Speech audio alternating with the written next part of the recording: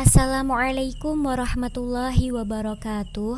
Kami kelompok 3 mata kuliah filsafat umum yang membawakan diskusi kami dengan judul Sejarah Perkembangan Filsafat dengan dosen pengampu beliau Bapak Muhammad Nasrul Arifin MHI. Nama anggota kelompok 3 yang pertama Anis Rohmawati dengan NIM 1262022020034. Yang kedua Citra Aprilia dengan NIM 1262022011003. Yang ketiga Nisfu Laili Mabruroh dengan NIM 1262022030076. Sejarah perkembangan filsafat. Pemikiran filsafat mulai berkembang sekitar awal abad ke-6 sebelum Masehi. Yang dimaksud dengan pemikiran filsafat bukan hanya filsafat dalam arti sempit, tetapi pemikiran filsafat pada umumnya. Para filosof pada masa ini mempertanyakan asal-usul alam semesta dan jagat raya, sehingga ciri pemikiran filsafat pada zaman ini disebut kosmosentris. Zaman Yunani kuno. Zaman Yunani kuno yaitu dimulai sejak 6 sebelum Masehi sampai 6 Masehi. Kelahiran pemikiran filsafat diawali pada abad ke-6 sebelum Masehi yang ditandai oleh runtuhnya mite-mite dan dongeng-dongeng yang selama ini menjadi pembenaran setiap gejala alam. Pemikiran filsafat Yunani kuno mencapai puncaknya pada masa Aristoteles, yaitu 384 sampai 322 sebelum Masehi. Ia mengatakan bahwa tugas utama ilmu pengetahuan ialah mencari penyebab objek yang diselidiki. Kekurangan utama para filosof sebelumnya adalah mereka tidak memeriksa semua penyebabnya. Zaman pertengahan.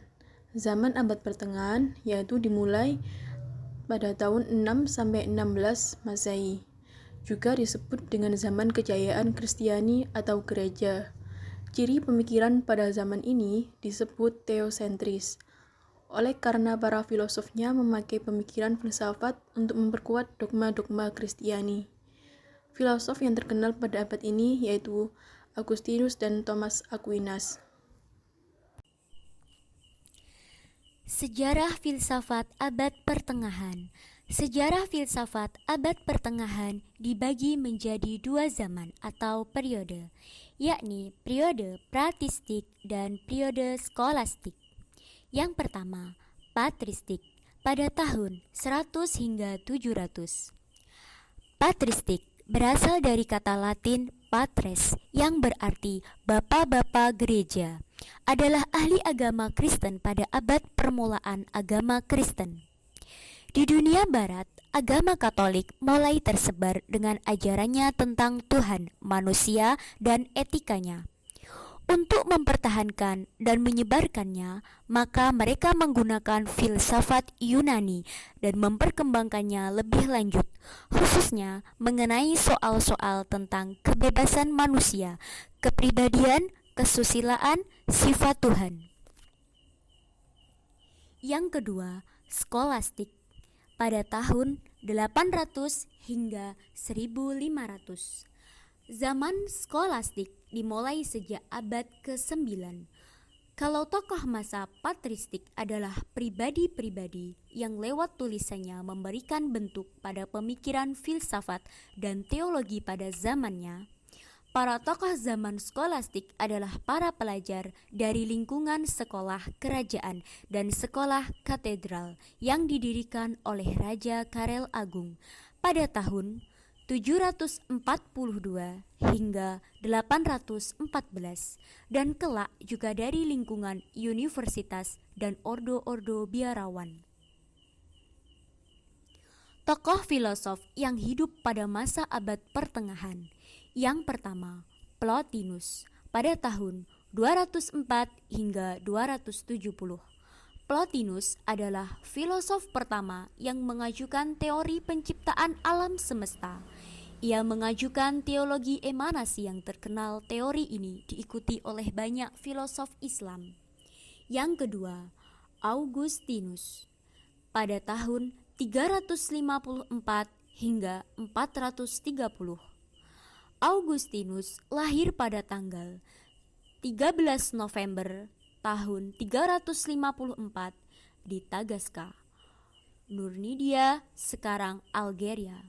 Ayahnya Patricus adalah seorang pejabat pada Kekaisaran Romawi yang tetap kafir sampai kematiannya pada tahun 370. Yang ketiga, Boethius. Boethius adalah filosof yang semasa dengan Augustinus dan memiliki gaya yang hampir serupa. Bukunya yang berjudul The Consolation of Psychology merupakan buku filsafat yang klasik. Yang keempat, Anselmus pada tahun 1033 sampai 1109 merupakan salah satu tokoh filsafat di abad pertengahan. Anselmus lahir di Aosta, Burgundi yang sekarang ini dikenal dengan nama daerah Italia Utara. Nama aslinya adalah Anselmo di Aosta, ayahnya bernama Gandulfus Candic, sedangkan ibunya bernama Emmanbach of Geneva. Yang ketiga, Thomas Aquinas. Berdasarkan filsafatnya pada kepastiannya adanya Tuhan, Aquinas mengatakan banyak ahli teologi percaya pada adanya Tuhan hanya berdasarkan pendapat umum. Perkembangan filsafat Barat zaman Renaissance. Renaissance berasal dari istilah bahasa Perancis Renaissance yang berarti kelahiran kembali atau rebirth. Istilah ini biasanya digunakan oleh para ahli sejarah untuk menunjuk berbagai periode kebangkitan intelektual yang terjadi di Eropa, khususnya di Italia sepanjang abad ke-15 dan ke-16. Istilah ini mula-mula digunakan oleh seorang ahli sejarah terkenal yang bernama Michelet, kemudian dikembangkan oleh J. Burckhardt atau 1860 untuk konsep sejarah yang menunjuk kepada periode yang bersifat individualisme, kebangkitan kebudayaan antik, penemuan dunia dan manusia sebagai periode yang dilawankan dengan periode abad pertengahan. Penemuan pada zaman Renaissance. Beberapa penemuan pada zaman Renaissance diantaranya 1. Nicolaus Copernicus, seorang tokoh gereja yang ortodoks, menemukan bahwa matahari berada di pusat jagat raya dan bahwa bumi mempunyai dua titik gerak,